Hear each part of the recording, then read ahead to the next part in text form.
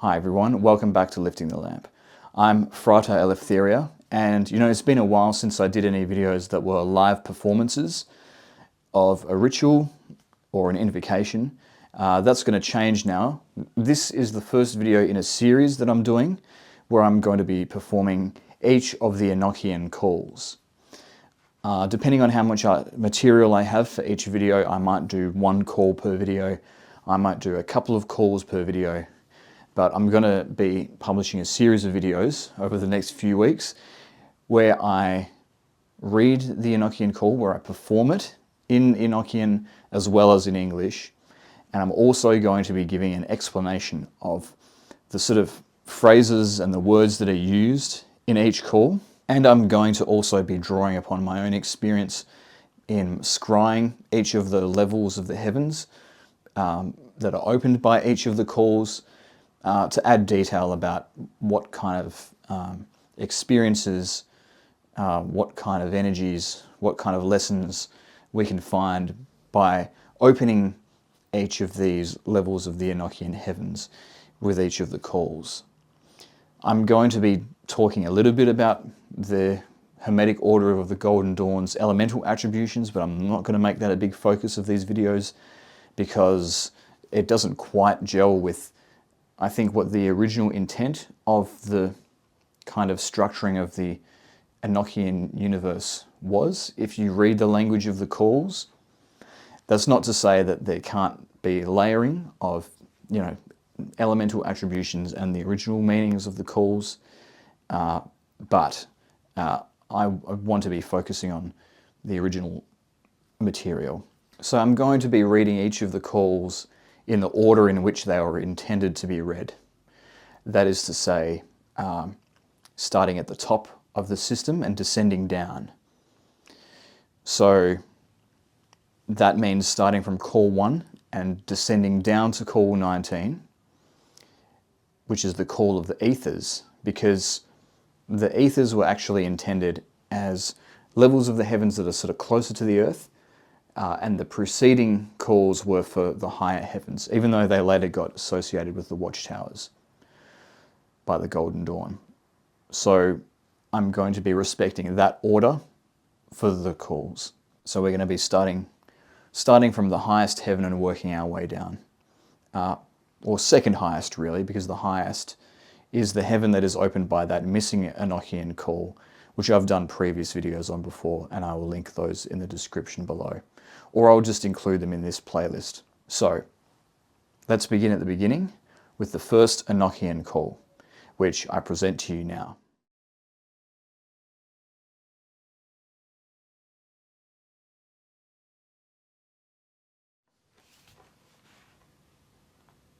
I reign over you, saith the God of justice, in power exalted above the firmaments of wrath, in whose hands the sun is as a sword, and the moon a through-thrusting fire, which measureth your garments in the midst of my vestures, and trusts you together as the palms of my hands, whose seats I garnished with the fire of gathering, and beautified your garments with admiration, to whom I made a law to govern the holy ones, and delivered you a rod with the ark of knowledge. Moreover, you lifted up your voices, and swore obedience and faith to him that liveth and triumpheth, whose beginning is not, nor end cannot be, which shineth as a flame in the midst of your palace, and reigneth amongst you as the balance of righteousness and truth. Move therefore and show yourselves. Open the mysteries of your creation. Be friendly unto me, for I am a servant of the same your God, the true worshipper of the highest.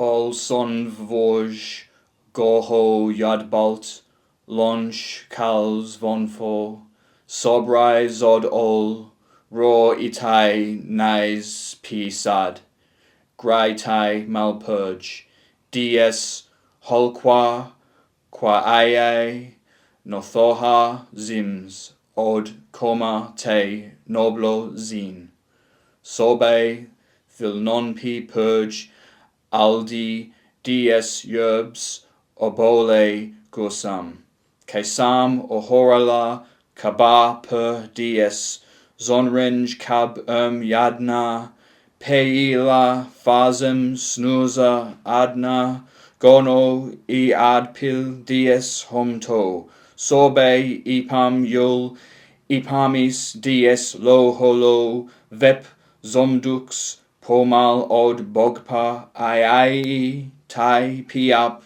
baital od vaioan zaika ci od zamran odo sikal qua ai zorj lap zirdo noko mad hoth jaida.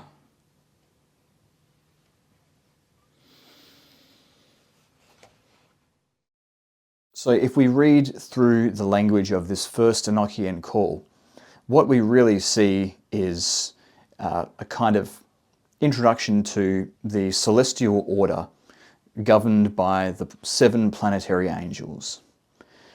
And this is kind of the highest level where those planetary energies operate.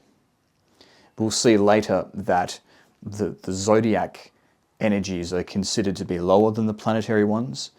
If you think about the way each sign has its planetary ruler, that's sort of the division that's being set up here. 7-fold rulership at the top, and then 12-fold underneath that. So the power of the 7 is introduced in this first call. And this is the same 7-fold rulership that is set up in the Sigillum Deimeth, and it's also echoed in the way that the angels of the Heptarchia are divided up. And there's a few other things, as well as setting up this 7-fold rulership of the cosmos. This call also announces that God has given a law to the holy ones, a law given to govern them.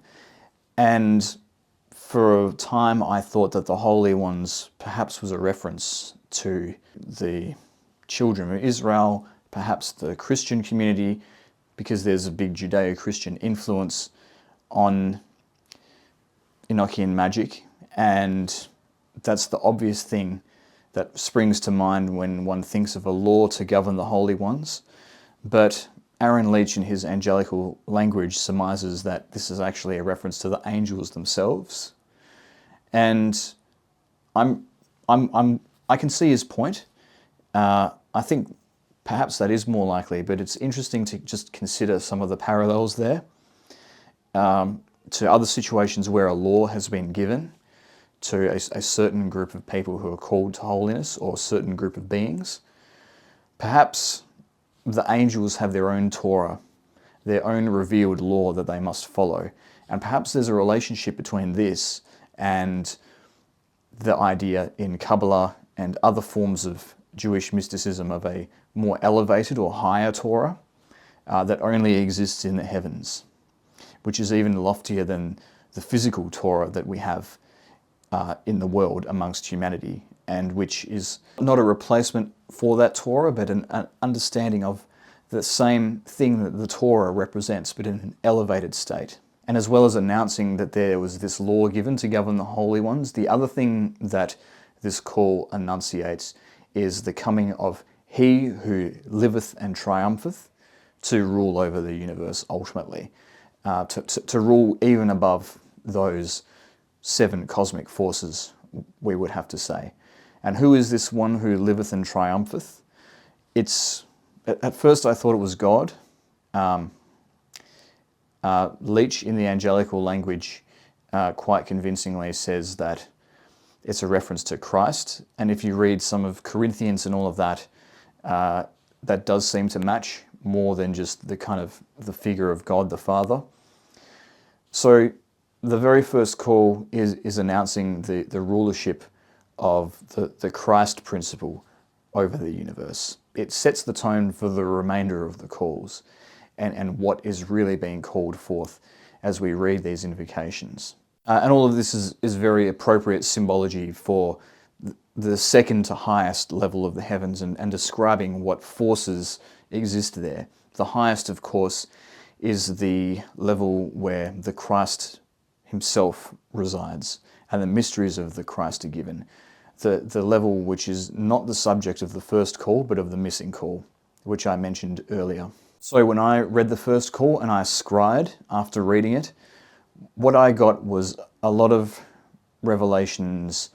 I'm not going to talk about specific words or teachings that I was given, but I'm going to speak in very broad terms of the kinds of things that are related to that particular level of the heavens, because that is the level of detail I can reveal at this point. So when I opened the first call, I got a lot of information about the divine principle that motivates the universe and how it's invisible. It's like an invisible mover. It's imperceptible, and yet there is a kind of subtle movement in the seeming stillness and emptiness of that phenomenon.